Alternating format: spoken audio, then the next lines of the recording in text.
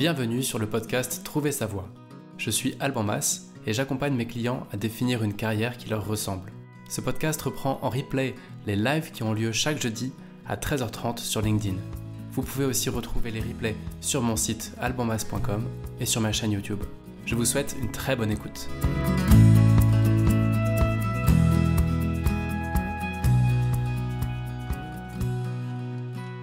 Ok, ça y est, c'est parti. Bienvenue sur ce 19e live de Trouver sa voie. Bienvenue à celles ou ceux qui nous rejoignent sur LinkedIn, sur YouTube. Et puis à tous ceux qui écouteront en replay, comme souvent, c'est plutôt ça. Et je suis très très heureux d'accueillir Florian au micro. Florian, je te laisse te présenter direct. Bonjour, merci pour l'invitation. Bonjour à tous, moi c'est Florent Charpentier, je gère la Micro by Flow qui est un média qui va décrypter la micro-entreprise ou l'auto-entreprise, c'est la même chose, sur la partie actualité, juridique, comptable, etc., la fiscalité, l'administratif. Et j'essaye de vulgariser au mieux tous ces termes pour rendre la micro-entreprise plus accessible à tout le monde. Et plus fun, bien sûr. Ouais. Et aujourd'hui, en gros, sur la Micro by Flow, on trouve quoi dans les grandes lignes ?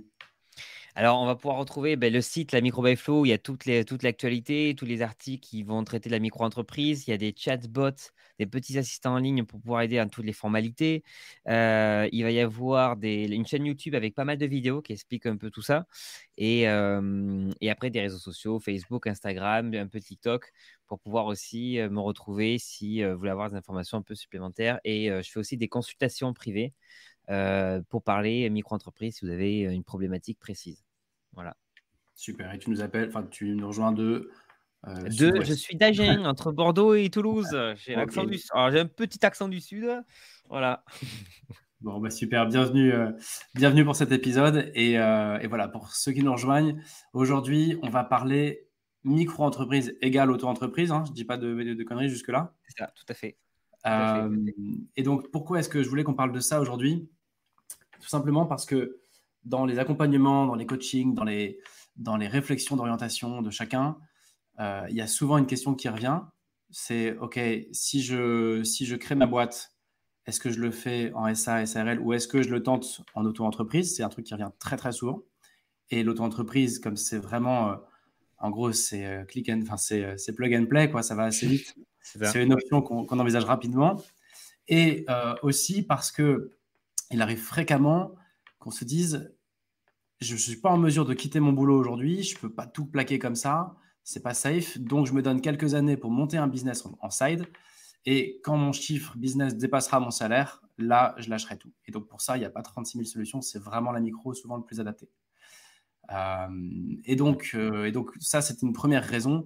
La deuxième, c'est qu'on est en pleine réforme des retraites. Et en discutant avec un copain qui bosse sur le sujet, je me suis rendu compte qu'il y avait un pan de la réflexion qui échappe un peu à tout le monde. C'est le sujet de la retraite pour les micro-entrepreneurs. Et je me suis rendu compte que même moi qui suis en micro, je ne sais absolument pas si je cotise, etc. Je me suis dit, mais attends, c'est chaud. On doit être nombreux dans ce cas-là. Je suis tombé sur toi, Florian, et je me suis dit, il faut que tu nous racontes comment ça se passe. Alors, la retraite, c'est un sujet où c'est vrai qu'on ne s'y intéresse pas trop parce qu'on se dit, bon, c'est dans longtemps, c'est pas grave. Mais en fait, c'est important parce que c'est dès aujourd'hui, on prépare notre retraite en micro-entreprise. Et on cotise à la fois à la retraite de base et à la retraite complémentaire, comme les salariés. Et en versant les 22% de cotisation pour la plupart à l'URSSAF, il y a une petite partie qui part à cette retraite de base, retraite complémentaire. Donc, on cotise de la même façon, avec le même mode de calcul que les salariés, mais par contre, le revenu qui est pris en charge, ce n'est pas notre chiffre d'affaires. C'est ce qu'on appelle un revenu, c'est le chiffre d'affaires moins ce qu'on appelle un certain abattement, parce que les impôts, la retraite disent, OK, vous avez gagné ça, mais au final, ce qui vous reste à la fin, c'est cette partie-là. Donc, ils vont enlever un abattement qui peut être de 34, 50%, etc. Donc déjà, il faut vous dire que quand vous faites un chiffre d'affaires, il n'y a qu'une partie qui est prise en compte. Et pour la retraite, à la fin, quand vous prendrez votre retraite, le meilleur de votre retraite, c'est que 50% de ce montant abattu. Donc déjà, ça commence à faire encore moins. Et je vais prendre un exemple concret avec les chiffres. Si j'exerce dans le conseil ou autre et que je fais 10 000 euros de chiffre d'affaires chaque année, les impôts vont dire, nous, on estime qu'il vous reste à la fin 6 600 euros. Ils vont enlever 34%. Et pour la retraite, ils vont dire, on va prendre le meilleur de la retraite. Hein. C'est 50% de ces 6 600. Ça fait 3 300. Mais la retraite, on ne la reçoit pas une fois par an, on la reçoit tous les mois. Donc, on prend ces 3 300, on le divise par 12. Et on commence à se dire, on n'a plus grand-chose pour la retraite.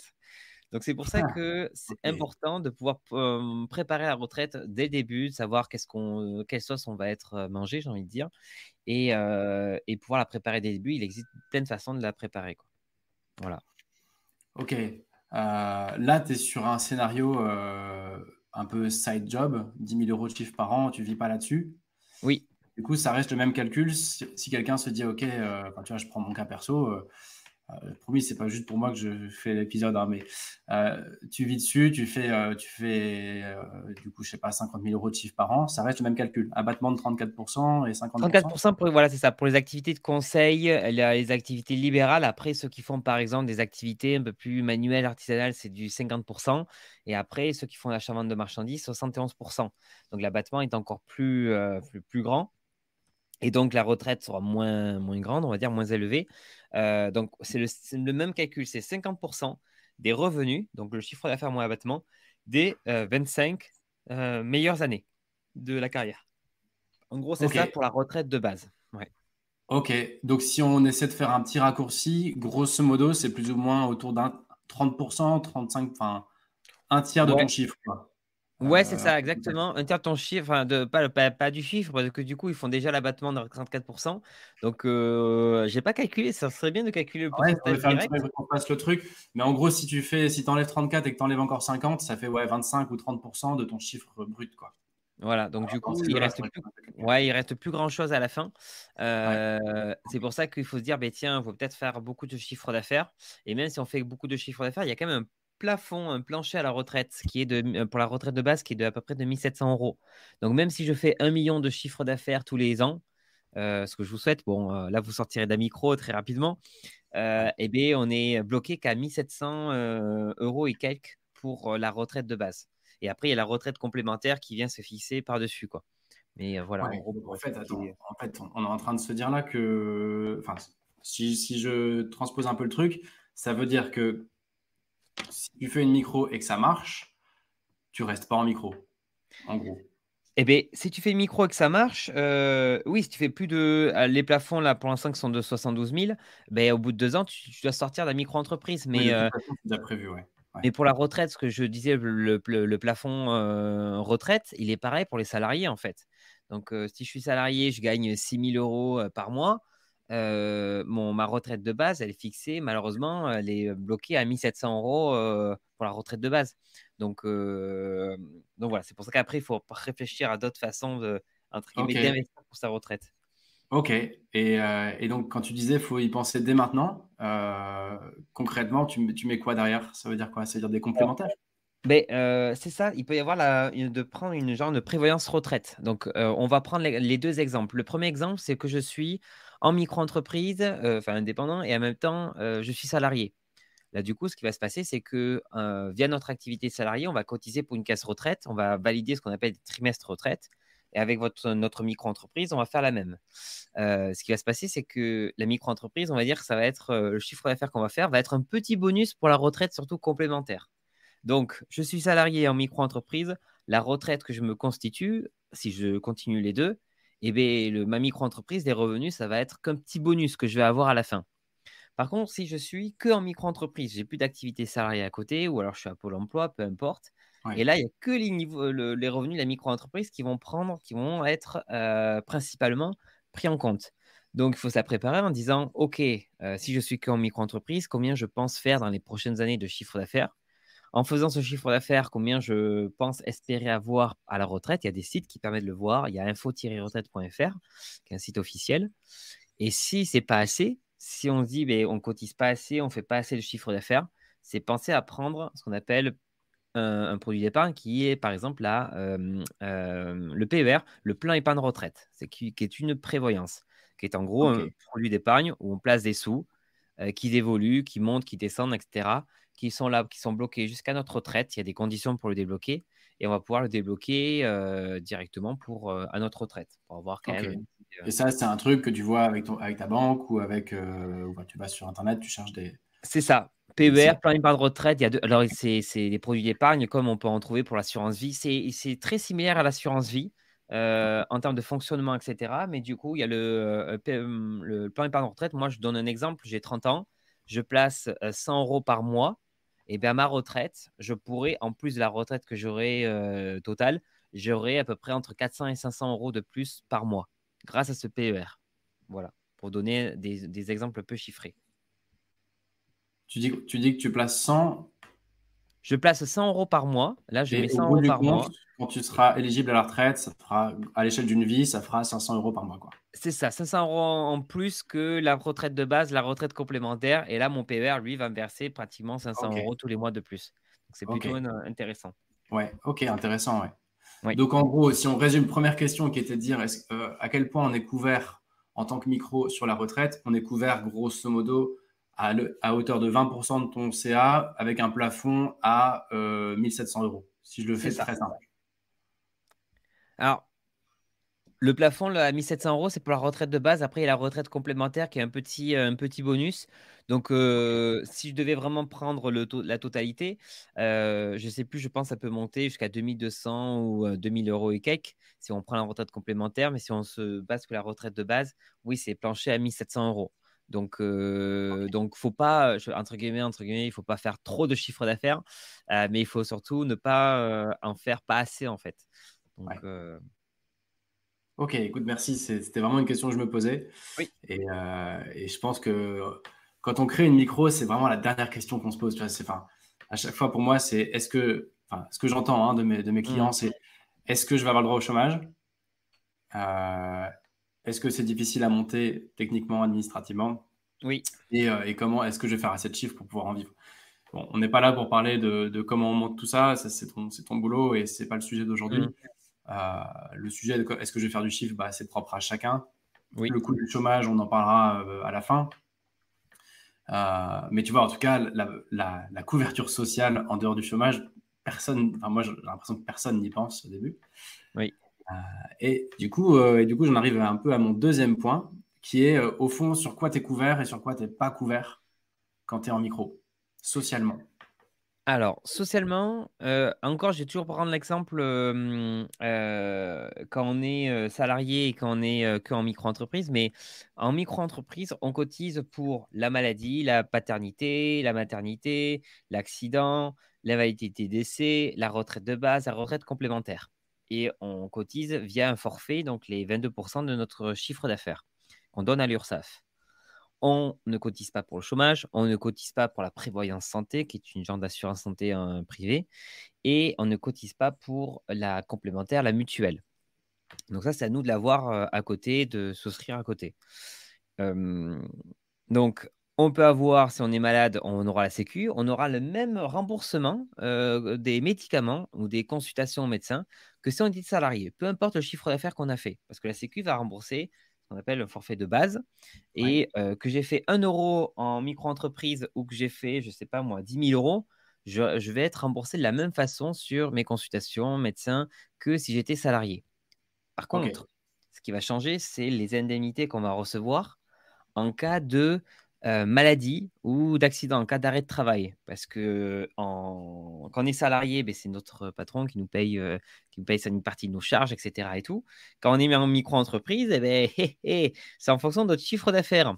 Et il faut un minimum à faire qui est à peu près, alors je vais donner en chiffre d'affaires, qui est à peu près de 8 000 euros minimum à faire chaque année pour pouvoir commencer à recevoir des indemnités journalières en cas d'arrêt maladie. Et ces indemnités, elles commencent à 5 euros et elles vont à un maximum 56 euros par jour. Donc, Attends, on va pas quelqu'un. trop vite. Ça veut dire que Comment? si tu fais, juste, j'attrape la Ouais. balle au vol là. Si tu fais moins de 8 000 euros de chiffre par an en tant que micro, tu n'as pas d'IJSS, tu n'as pas d'indemnité journalière si tu es malade ou autre, ou C'est accident ça. de travail. Donc moins de 8 000, il n'y a rien. Et à 8 000, ça commence à 5 euros par jour en gros. Exactement. Donc, Ok. alors je prends 8 000 pour les activités un peu artisanales, mais après, pour les activités un peu de libérales, c'est-à-dire de conseil et tout, c'est aux alentours de 6 400. Mais du coup, c'est-à-dire que si on est en dessous chaque année, on reçoit zéro de la Sécu en cas d'arrêt de travail. Donc ça, après, on va en parler, mais c'est important de prendre une prévoyance santé. Ouais. Et si on commence à faire 6 000, 8 000 euros, on commence à partir de 5 euros. Bon, 5 euros par jour pendant 30 jours, c'est pas grand-chose pour vivre, pour payer nos charges, etc. et tout. Donc, c'est pour ça que je prends l'exemple que quand on est qu'en micro-entreprise, quand on est salarié, on a la chance de pouvoir se dire, ben, si il m'arrive quelque chose, j'ai la sécu, je reçois 50% de mon salaire. Ouais. Et dans certains cas, quand on cumule les deux, on peut aussi demander de recevoir des indemnités via notre micro-entreprise. Et donc là, on a un petit complément. Ça peut arriver quand on est en maternité, quand on est en maladie, demander donc les indemnités du régime général et les indemnités du régime des indépendants. Voilà. Tu peux mettre l'un plus l'autre, quoi. Oui, alors c'est pas complètement cumulé, c'est censé se compléter l'un et l'autre. Ok. Mais oui, c'est possible. Donc voilà, comme ça, je donne un peu Ok, les ouais, deux, c'est intéressant. Parce que, deux encore une côtés. fois, enfin, si pour ceux qui écoutent, on parle à la fois, encore une fois, on parle de side job avec du chiffre d'affaires en plus de notre boulot, et on parle de boulot à temps plein, de micro-entrepreneur. Les deux cas de figure existent, quoi. Là, ce que tu dis, Oui, c'est que si c'est une partie de ta vie, tu peux, et que tu es malade, il y a ton entreprise qui va te faire en sorte que tu aies ton indemnité mm, maladie, et ta micro peut donc éventuellement compléter dans une certaine mesure le truc. c'est ça. D'ailleurs, ceux qui souhaitent se lancer en micro-entreprise et quitter leur employeur, il y a ce qu'on appelle la portabilité qui permet en fait de pouvoir continuer à avoir la mutuelle et parfois même la prévoyance de l'entreprise dans laquelle on était pendant 12 mois. Ça, par contre, il faut en faire la demande et il faut aussi pouvoir être éligible aux indemnités Pôle emploi. Donc, pour une démission, ça ne marchera pas. Par contre, pour une rupture de contrat conventionnel, on demande une portabilité et pendant 12 mois maximum, on a le droit d'être toujours couvert, entre guillemets, par l'entreprise en cas d'arrêt maladie. Mais là, j'ai envie de dire, c'est une petite période de transition pour les gens qui souhaitent se lancer et se dire complètement à mon compte. Mais par contre, un an après, il va falloir se dire, OK, là, il faut que j'ai une prévoyance, il faut que j'ai une mutuelle, parce que maintenant, je paye pour moi, en fait. Ouais, mais tu vois, moi, je l'ai vécu, ce truc-là, c'est un peu la douche froide, hein. En gros, tu vis un peu dans le monde de oui oui pendant un an. Je parle pas de la prévoyance, mais de la mutuelle. Oui, Où grosso modo, tu dis c'est bon, je suis couvert. Et du jour au lendemain, je me suis retrouvé à payer 250 balles par mois parce que famille de 6. ouais. Tu vois, enfin bref, c'est un Et, truc, t'as raison. La vraie, enfin, au bout d'un an, t'as besoin de payer ton truc quand même, quoi. Et d'ailleurs, je fais quand même un petit truc sur la différence mutuelle et prévoyance. Alors, mutuelle ou complémentaire, l'un et l'autre, c'est à peu près la même chose. Et prévoyance, ce sont deux choses différentes.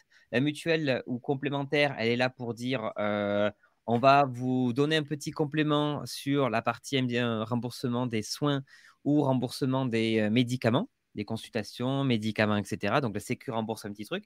Mais la complémentaire mutuelle va rembourser une couche supplémentaire, on va dire. Et la prévoyance, elle est juste là pour vous donner des sous quand vous êtes en arrêt maladie. Alors, sachant qu'en arrêt de travail, pour maladie ou pour accident, sachant que la Sécu va aussi, ou pas, en fonction de votre chiffre d'affaires, vous verser quelque chose. Et par-dessus, il va y avoir la prévoyance. Donc, c'est vraiment deux produits qui sont différents. Ils sont complémentaires. Il n'y a pas un meilleur que l'autre. Ils sont Ouais. complètement complémentaires. Si demain, vous lancez en micro-entreprise classique et que vous voulez avoir le maximum de protection, il faut prendre les deux. Voilà. Ouais. Pas, Et tout à l'heure, tu parlais vraiment prévoyance. Tu disais donc oui. en gros, la prévoyance, donc en gros, c'est les arrêts maladie et les accidents de travail. Ça se déclenche à 6 ou 8 000 euros de chiffre par an. Ça démarre à 5 euros par jour quand tu es en micro. Oui. Et est-ce que, au-delà du montant, est-ce que techniquement, c'est un truc qui marche bien, tu vois? Est-ce que c'est Alors, facile à mettre en place et à réclamer, quoi? ben, la prévoyance, elle est là pour contrebalancer ça. Je prends l'exemple encore de la personne qui fait pas beaucoup de chiffre d'affaires, qui va recevoir soit zéro de la Sécu ou alors que 5 euros par jour. Cette personne a tout intérêt à prendre une prévoyance. Et je vois beaucoup de gens qui me disent, mais Florian, moi, je fais pas beaucoup de chiffre d'affaires.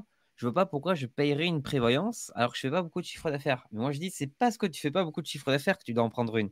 Parce que si on reprend l'exemple des 0 € ou de 5 euros par jour, eh bien, si j'avais pris une prévoyance, que j'aurais peut-être payé que 20, 30 ou 40 euros par mois, eh ben, je recevrais peut-être 37, 38 ou 40, 45 euros par jour de la prévoyance. 0 € de la Sécu, mais peut-être 30, 40, 45 euros de la prévoyance. Et la prévoyance privée, du coup, à laquelle tu souscris, Oui, comme la mutuelle privée à laquelle tu oui. souscris, elle est indexée sur ton chiffre ou Alors, pas elle, forcément? elle est indexée sur le. Pareil, sur en gros le chiffre d'affaires moins moins l'abattement, donc le revenu. Ce qu'elle estime qu'il te reste à la fin. Donc, tout est en lien avec le revenu en Ok. micro-entreprise. Donc, quand vous allez faire la demande d'apprévoyance, ils vont vous demander combien vous estimez faire en termes de chiffre d'affaires. Si bien sûr on estime faire 50 000, mais on n'en fait que 10 000, bon, la prévoyance va dire ok, on va quand même recalculer. Mais Hmm. par contre si on dit ben, j'estime faire 10 000 et en fait la personne a fait à peu près 10 000 ou un peu plus, un peu moins, c'est bien prévoyance va dire ben ouais, on va vous indemniser à hauteur d'un pourcentage, c'est 10 000, etc. Donc, encore une fois, je vais donner un exemple chiffré. Moi, j'ai fait des simulations pour des prévoyances. J'en ai une qui me proposait 22 euros par mois. Alors après, je suis tout seul, hein. J'ai 30 ans, je suis tout seul, j'ai rien personne d'autre à mettre dessus. Mais du coup, et pas de problème maladie ou autre. Et donc, du coup, ce qui se passe, ils m'ont dit, ben, je paye 22 euros par mois et derrière, je recevrai 37 euros par jour en cas de maladie. Après une délai de franchise de 30 jours, et en cas d'accident, pareil, 37 euros par jour. Donc là, je peux me dire, OK, si je suis bloqué pendant un mois, combien je vais recevoir au total? Voilà, Ok, c'est à faire des simulations. ok. Écoute, merci, c'est clair. Si je récapitule un peu, retraite, on en a parlé Oui. et faut pas s'attendre à grand chose d'un point de vue micro-entreprise, en gros. Mhm. En tout cas, c'est plafonné. Et ensuite, mutuelle, dans tous les cas, une fois qu'on a passé un an après avoir quitté son CDI, par exemple, on doit payer le truc. Et ça, c'est obligatoire, si j'ai bien compris. Alors, la mutuelle n'est pas obligatoire. La mutuelle prévoyance, elle ne sera pas obligatoire en micro-entreprise. Par contre, ça vaut le coup. Sinon, si derrière vous allez voir des spécialistes, ça va vous coûter bonbon. Ouais, ouais, c'est clair. Voilà. Et enfin, prévoyance. En gros, si on veut avoir vraiment de quoi vivre en C'est ça. cas de pépin, il faut souscrire, quoi. Voilà. Il faut vous dire que vous êtes un peu tout nu en micro-entreprise. La mutuelle est là pour vous couvrir un peu. La prévoyance, ça va être là aussi pour mettre encore une couche. Donc, si vous voulez partir équipé, prenez les deux. Voilà. Ok, ouais, donc en gros, tu mets 50 euros par mois sur la table enfin, si tu es tout seul, j'entends, Oui. pour une prévoyance et une mutuelle, enfin, quelque chose comme ça, entre 50 et 100 euros par mois sur la table. Ouais, ça peut monter plus. Alors en fait, la prévoyance, ça va être en fonction de. Ils vont faire Ils vont calculer en fonction si vous voulez verser une rente pour vos enfants, pour vos conjoints en cas de décès, si vous voulez, si vous avez des problèmes maladie, parce que les assureurs vont moins couvrir, enfin, vous faire payer plus cher si vous êtes sensible à avoir des problèmes médicaux. Mais ça peut évoluer. Moi, j'en ai vu de partir à 20 euros, comme ça peut augmenter à 70, 80, etc. euros par mois. Et la mutuelle, c'est la même chose. La mutuelle, par contre, ça a la question de est-ce que vous voulez vous protéger vous ou alors toute votre famille. Donc, bien Oui, sûr, oui, moi, quand ma même. mutuelle me coûte que 61 euros parce que je suis tout seul. Mais du coup, pour les personnes qui ont plus de monde, ben, ça peut monter. Donc, Ouais. Ouais, ça ouais, aussi, ok. faut prendre en En compte. effet, c'est vrai que c'est pas très malin d'y aller par prix, mais ce que je voulais juste prendre comme exemple, Oui. c'est quelqu'un qui est tout seul et qui veut se couvrir tout seul. Grosso modo, pour 100 euros par mois, il a sa mutuelle et sa Ouais, c'est ça. prévoyance. Pour 100 euros par mois, il peut avoir les deux sans problème. Tu rajoutes 100 euros par mois, tu as 500 euros par mois de retraite quand tu es en âge de partir à la retraite, quoi. Comment? Et Et pour si, plus. si tu rajoutes encore 100 Ah oui, en retraite, dans une retraite privée, c'est ça. tu te garantis 500 euros par mois de retraite à la fin de ta vie, quoi. C'est ça. Encore une fois, moi j'ai fait la simulation à partir de 30 ans, mais la personne qui aura 40 ans, il faudra peut-être que la personne mette un peu plus de 100 euros par mois. Ouais, Mais, ouais, bien sûr. mais du coup, oui, moi si je prends l'exemple voilà, d'un trentenaire célibataire, etc. et tout, là voilà, moi ça c'est mes calculs. Et j'ai envie de dire, oui, si tu mets entre 100 et 300 euros de plus par mois, tu peux t'assurer quand même un peu tes arrières. Ok, Voilà. écoute, merci, c'est hyper clair. Et en fait, on voulait parler de la prévoyance et de la mutuelle en troisième point, mais on vient de le faire, donc c'est cool, on va être dans les temps. Comme je te disais, sur chaque épisode, j'essaie dans la mesure du possible, là je l'ai un peu moins fait sur les derniers, mais Ouais, d'essayer d'avoir un petit passage à l'action pour se dire, OK, entre guillemets, comment je peux lever le cul du canapé pour faire un pas en avant dans mon projet. Euh, d'accord. donc, moi, j'ai surtout envie de vous dire, si vous nous écoutez, allez faire un tour sur le site de Florian, la Micro by Flo. Il y a pas mal de conseils. Tu disais que tu allais faire plein de contenu en plus là-dessus. Mhm. Euh, Ouais. et toi, tu avais quoi en tête déjà? Tu me disais qu'il y avait une histoire de réflexion, notamment. Alors oui, Quand- quand- il y a quelque chose qu'on ne sait pas tellement en fait quand on se lance, que ce soit quand on est salarié encore d'une boîte ou qu'on souhaite se lancer après ou avant, c'est-à-dire quand est-ce que il faut le faire. Il y en a qui vont le faire avant, il y en a qui vont le faire après la rupture du contrat. En fait, il va y avoir des avantages et inconvénients. Si je le fais avant la rupture du contrat, je peux, si je me lance en micro-entreprise, bénéficier de 100% de mon chômage. On appelle ça le cumul intégral avec ma micro-entreprise. Parce que on va s'inscrire pour l'emploi, on va lui dire bonjour, j'avais un emploi salarié, j'ai une activité non salariée, la micro-entreprise, j'ai perdu une des deux activités. Donc du coup, ça ne va pas impacter le chômage et on doit recevoir 100%. Le problème, il y a beaucoup d'agences pour l'emploi qui oublient cette règle et qui oublient de mettre ce cumul intégral. Donc peu importe le chiffre d'affaires que je fais en micro-entreprise, je fais 3 000, 4 000, 5 000 euros par mois, je recevrai 100% de mon chômage. Et là, on se dit, mais c'est super intéressant de créer la micro avant. Par contre, l'inconvénient, c'est que si on a plus de 30 ans, on ne pourra pas bénéficier de ce qu'on appelle une aide qui s'appelle l'ACRE, qui est Ah une oui. exonération de cotisation sociale pendant 4 trimestres. Parce que la plupart du temps, il faut être indemnisé par Pôle emploi ou non indemnisé mais inscrit depuis X temps, ou alors avoir moins de 30 ans et ne pas recevoir de chômage. Donc, il y a des trucs. Donc, on peut avoir le cumul intégral, mais on peut perdre dans un certain sens, enfin, ne pas bénéficier de Pour attendre. cette aide. Et pour ceux Pour, qui. pardon, juste pour préciser, pour ceux qui nous écoutent, l'ACRE, ça permet de payer beaucoup moins de charges pendant un an, c'est ça? C'est ça. Au lieu de payer 22% de cotisation sociale, on n'en paye que 11. Tout à fait. Ok. Et donc, du coup, si on se dit, ben, alors, du coup, je vais créer après, on aura, et qu'on est indemnisé par Pôle emploi, on pourra, dans 95% des cas, bénéficier de cette aide pendant 4 trimestres. L'inconvénient, c'est qu'on n'aura pas le cumul, ce qu'on appelle le cumul intégral, c'est-à-dire que Pôle emploi va dire, bon, vous avez gagné un peu de chiffre d'affaires, et donc du coup, on ne va pas vous donner complètement tout le chômage pendant le mois. Par contre, c'est pas perdu, c'est-à-dire que c'est reporté sur le mois suivant. Donc en fait, j'ai envie de dire, il faut trouver le bon moment pour se lancer en disant, qu'est-ce que je le fais avant, est-ce que je le fais après, voir aussi sur les contrats, est-ce qu'on a le droit de le faire. Et si vous vous lancez complètement à votre compte, c'est vous dire, OK, qu'est-ce que j'ai vraiment le droit, sur quoi je cotise, vous faire peut-être une ou deux simulations. Et voilà, après la micro-entreprise, l'avantage, c'est que ça ne vous coûte rien de créer, ça ne vous coûte rien de fermer la micro-entreprise. C'est-à-dire que si vous ne faites pas de chiffre d'affaires, vous n'avez pas de cotisation à payer. Donc ça, c'est le gros avantage si vous voulez tester un petit peu votre projet.